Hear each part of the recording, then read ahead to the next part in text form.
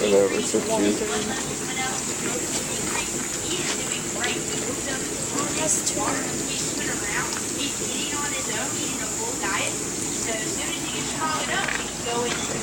Is that his food? Oh. So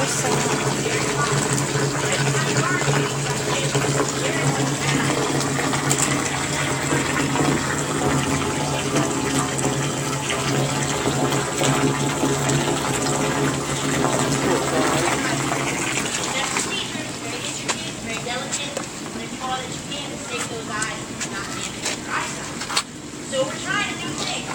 They've created an eye drop solution using a drug that uses therapy. Inject that in the eyes and it's arresting the tumors. So this keeps working. And it's awesome. You don't have to have eye surgery. And you keep putting those tumors nice and easy. Wow. Because it's based on the turtle or the stress on them. 7 of our trainers are doing these drops right now. It's working very well. Jared's eye tumors are gone. He kind of opened his eyes. And he just had a couple tumors left on his other side. Right behind Jared, we've got Paya. You can see her picture right above the tank. So that's what she looked like when she got here in February. She had very large eye tumors.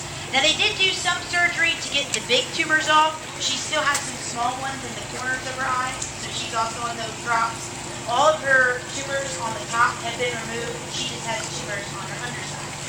Then right over here, we've got Augustus. She is now tumor-free. She is also getting the drops. And they get these drops twice a day. So we'll take them out of water for about 15 minutes to let them soak in. And then on the end over here, we've got Jack. Jack is also tumor-free.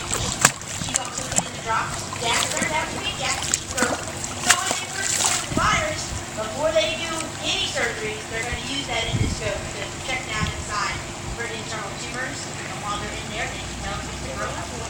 So Jack is a girl. So a lot of these still need treatment or some type of surgery. So you get those eye drops. Then there's a big loggerhead right down here on the shallow end. That's Rebel. And Rebel is currently our largest turtle. He weighs 250 pounds. Big male loggerhead. He was rescued back in '91. He was struck by a boat. He does have that bubble butt condition. He is wearing 2 large weights on the back of his shell to help keep his bottom down. Normally, Rebel is over here in the deep end with everyone else, but so is Bender the Kemp's Ridley. Bender is an adult female. She's the only adult female out here. She's the only Kemp's Ridley. Rebel is an adult male. It is getting to be that time of year, and he's chasing her around. He doesn't hurt her. He doesn't bite her. He just takes her around. He doesn't leave her alone. So he comes over here for a couple weeks, little turtle time out. He forgets all about her. He cools down, and then he goes back into the deep end. So just temporary. Right here along the side, you'll see a little hawk's bill in that first tank with the lid. So that is Ace. Now we got him December 30th. He was found floating in someone's backyard canal right here on Marathon. At that time, we had really bad weather. Water was cold, winds were high, the currents were strong, and when it gets like that, those little ones, they get exhausted from fighting those conditions, and they can wash back up onto the beach or float into a canal. So that's what happened with Ace. He's okay.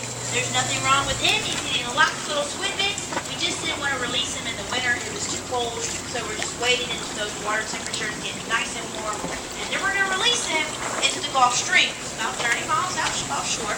Now they ride that Gulf Stream current right into the Sargasso Sea. That is 300 miles out in the middle of the Atlantic. And that is a huge nursery ground for these turtles. So they can hide in that Sargasso seaweed, eat it, eat all the critters that live in and around it. And that's basically where they'll grow up. So they'll spend anywhere from 5 to 25 years out in the Sargasso Sea. The nesting season runs from April through October. So we get the majority of the hatchlings in midsummer into early fall. It takes about 60 days for the eggs to hatch. So Ace, he was probably late sometimes. That's my new friend. And we are mainly getting loggerheads and I love reptiles and really do.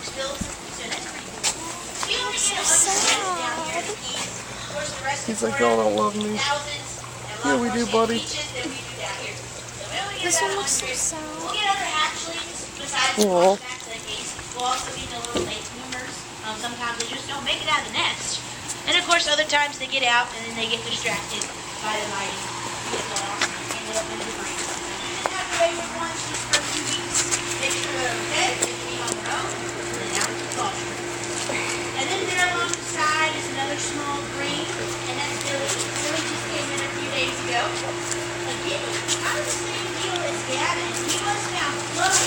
walking around the beach. He's very weak and lethargic. He doesn't have the FP virus. We actually put in a bone marrow catheter and pump full of fluid, and that seems to work pretty well. Today is Billy's first day out here in the tank with water, and he's doing great. He's swimming around, so he's getting stronger. We'll just have to figure out what's making him so lethargic. Right out here, we've got a permanent residence enclosure. This was the original saltwater swimming pool back when it was a motel. The motel was built during the 40s, and when our founder purchased it in the 80s, he converted this into a saltwater aquarium. So he had it full of all kinds of fish and sea critters. Then the local schools started to bring their school kids out here to check out the aquarium, learn all about the sea life. It was the mid-80s, and the Teenage Mutant Ninja Turtles were starting to become very popular for the first time. So all the kids wanted to see turtles. That's all they could talk about. So he looked in as to how he could get one.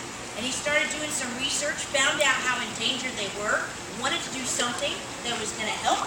So the state of Florida said, we'll give you the permits if you fix them. So he decided he'd start a turtle hospital. So essentially, that's how we began. It was all because of the Teenage Mutant Ninja Turtles. Nice. There are currently 7 turtles out here that are not permanent. They're just screens recovering from the FP virus. They're tumor-free.